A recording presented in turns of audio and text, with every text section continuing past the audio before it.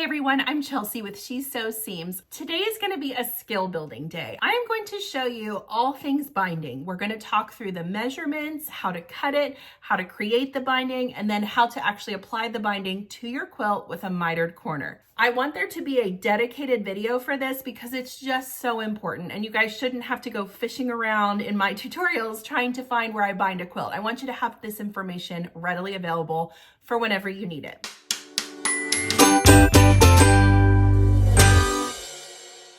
I just trimmed down the quilt and we are ready to put binding on it. Step one of creating your binding is you need to figure out how much binding you actually need. To do that, we're going to measure all four sides of the quilt and add those numbers together. This first side is 56, so we'll have 56 plus 56 plus 40 plus 40. That comes out to 192 inches. But we don't want to make that much binding. We want to make more than that because we don't want to run out as we're in the process of binding the quilt because it's just a real bummer. So I'm going to round that up to, let's say 210-ish inches. The next step is to find a piece of fabric that accents both the front and the back of your quilt. I've got this nice piece of navy blue and I think it's going to look good on both sides. Here's how you determine how much fabric you need. I want to cut strips of this fabric at 2 1/2 inches wide. The next thing you need to find out is how long is the piece that you're working with. My piece is 42 inches long. If I take 192 inches, which is the full perimeter of my quilt, and divide it by 42 inches, that gives me 4.5, which means that I would need 4 1/2 strips of binding material at 2.5 inches across. Because we want to always round up, I'm going to actually cut 5 strips at 42 inches a piece. That being said, to figure out how much width of fabric you need, you're going to multiply 5, which is the number of strips you need, by 2.5, which is the width of the strips that they're going to be cut to. That comes out to 12.5 inches. So you really don't need a whole lot of fabric for this size of a quilt. If you were making a larger quilt, you definitely would want to get more fabric, but usually a good hardy scrap of fabric can work for this. Let me show you how to cut it. The first thing I like to do when I'm cutting my binding is to square up the fabric. So I line it up with one of the lines on my cutting mat, and then I'm going to cut it so the edge is sharp and even going all the way up. So I'm sacrificing about 1/2 inch of fabric, but it's worth it if it makes everything more accurate in the long run. Now I'm going to measure 2.5 inches over and repeat that 4 more times. I get a lot of questions about, do you need to use bias binding for quilts? Bias binding would mean that you would be cutting this on the diagonal of your fabric, like this way, which gives it just a teeny tiny bit of stretch. For a rectangular quilt, that is not necessary. Bias binding is very helpful if you're trying to finish something that's curvy. So if you were making a circle skirt, for example, bias binding would be a fabulous place to put that because you're going around a big circle. In a quilt with mitered corners, the way that I'm going to teach it, you don't have to do that. So don't feel like you have to buy bias binding for quilting. Now, let's say that you inherited a whole bunch of quilt supplies from somebody and that's in the stash and that's what you've got to work with. You could still make it work. There's nobody saying you can't. I'm just saying you don't need to. All right, we've got one more to cut. And I'll tell you what, even though I know that I only need 5 strips of this, because I have just this little bit left, I'm going to go ahead and cut the rest of the strips. I do this for 2 reasons. The first is I know that I am ultra sure now that I will have plenty of binding for my quilt. I also love having a little bit of binding on hand. You can use it for all sorts of things. If you're making a small bag, you could use it on the interior instead of finishing the seams. You can also use it if you're going to give your quilt as a gift. You could tie it around your quilt to make it look pretty. So let's just go ahead and make it since we're already here. Time to sew it together. I want to sew my binding so that it becomes one really long strip of fabric. To do that, I'm going to take my first piece, and I still have my selvages, but in my world, that's okay. It actually helps with this step, in my opinion. I'm going to lay that one going parallel to my machine. The next piece I'm going to lay face down so the right sides are touching, and I'm going to put it perpendicular. And I'm going to put it so that my selvage edges are sticking out from the fabric. The reason I'm doing this is because when we open it up, you're going to need a little extra fabric in that area to ensure that your binding line is all solid and there aren't any little like nicks or pieces where you missed sewing. If you want to place a pin in here to hold everything straight, go for it. Take a ruler and from corner to corner, draw a line. This will be your sewing line. Put your stitch length at a 2.5, lay this under the machine, lower your presser foot right above that line, and then go forward following that line. When you reach the end, back stitch again.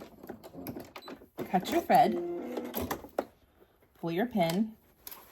You'll see that now you have a nice continuous line. The next thing we'll do is trim this at about 1/4 inch away from your stitches. Then we'll go to the ironing board and press this. But first we need to sew the rest of these strips all together. The next step is to fold it up so the wrong sides are touching and press it so that you've got a nice folded over piece of fabric. And do your best to be as accurate as you can with matching up your raw edges. As you approach these little intersections, I personally like to just iron them to one side. You can open the seam up as well if you like. Totally your decision. Once you have everything all pressed nicely, I like to use this binding holder I got from Stitch Supply Company. You can use anything, something round, a piece of cardboard. I like this because it's got the little slits to put it through to kind of hold it in place.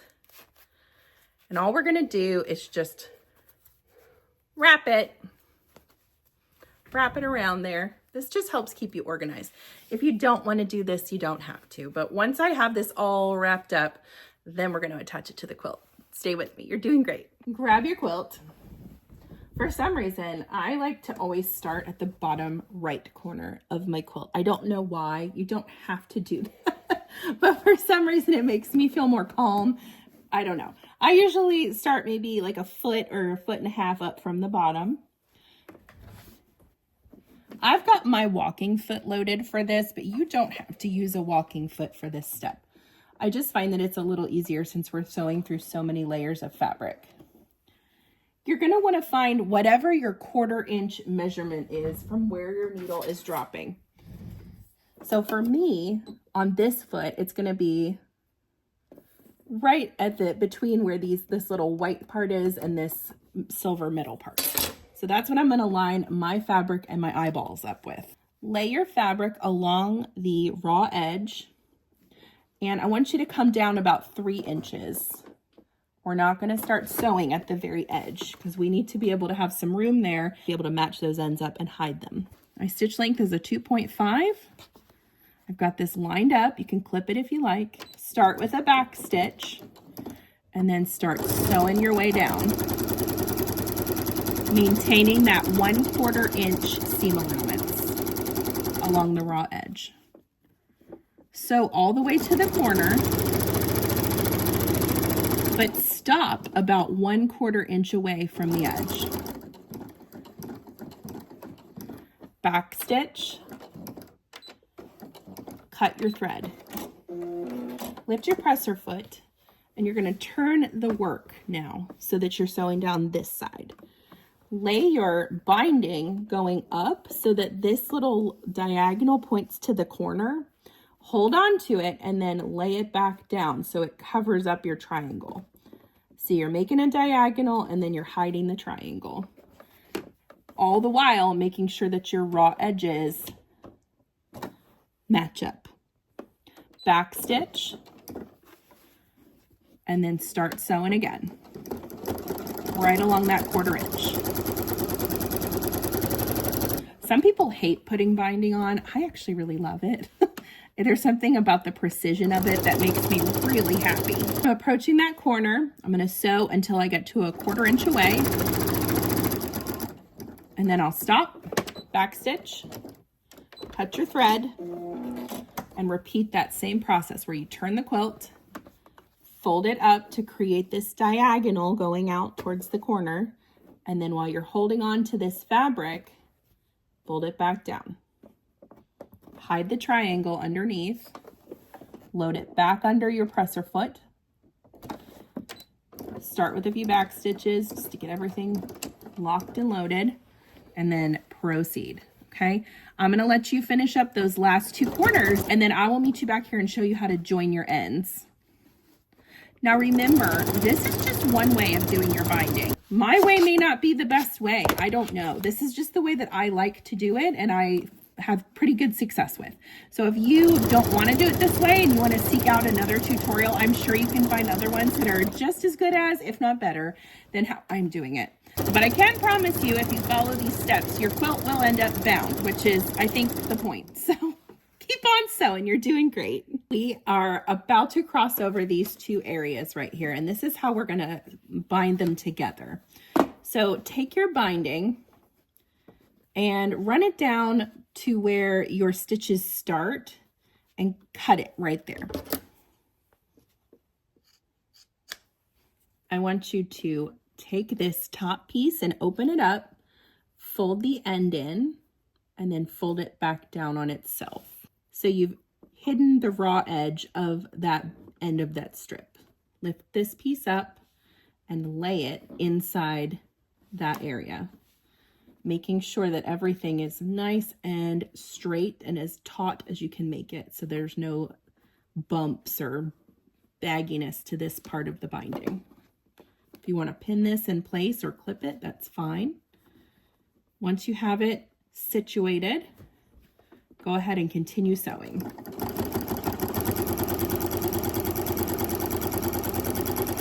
Okay, once you approach it, straighten everything out.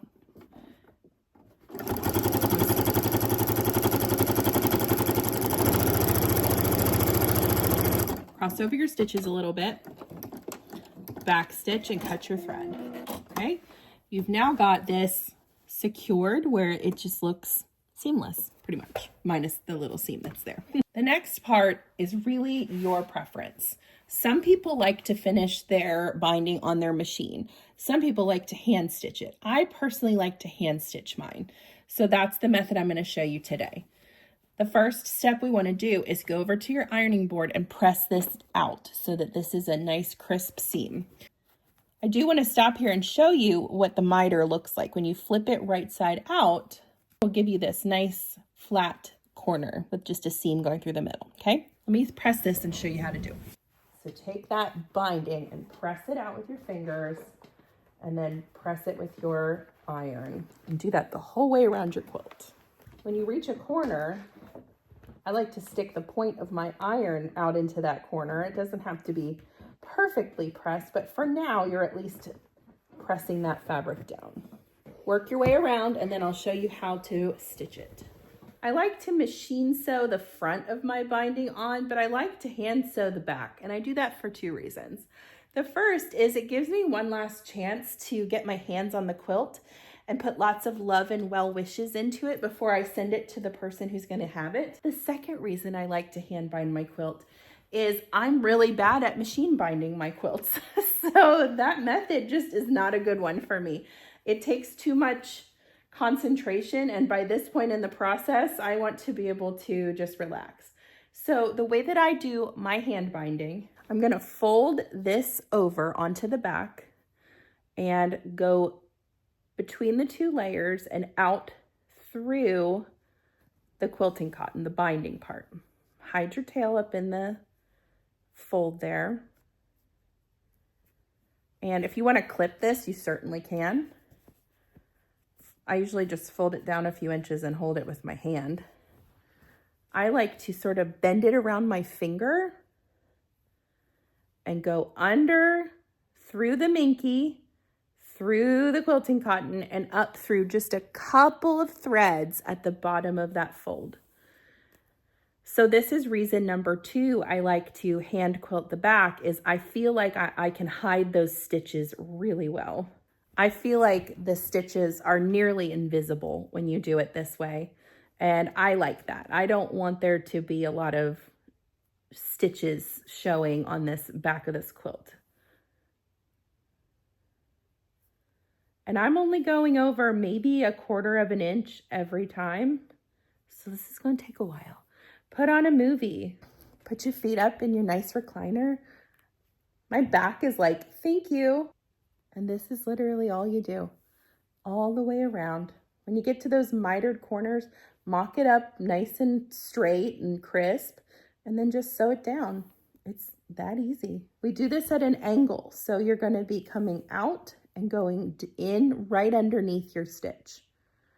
Go up diagonally about 1/4 of an inch and back out. So go under the stitch and back out just a little bit further down.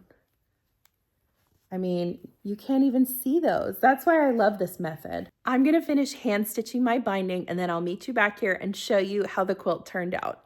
I just finished all of my hand stitching on the binding.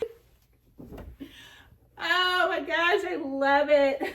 Thank you so much for following along today. I hope you enjoyed the tutorial. I had a lot of fun making it. Make sure to hit that subscribe button so we can stay in touch. I have all kinds of great tutorials coming up in the next few months and you won't want to miss them. I'm Chelsea with She Sews Seams. I'll see you next time.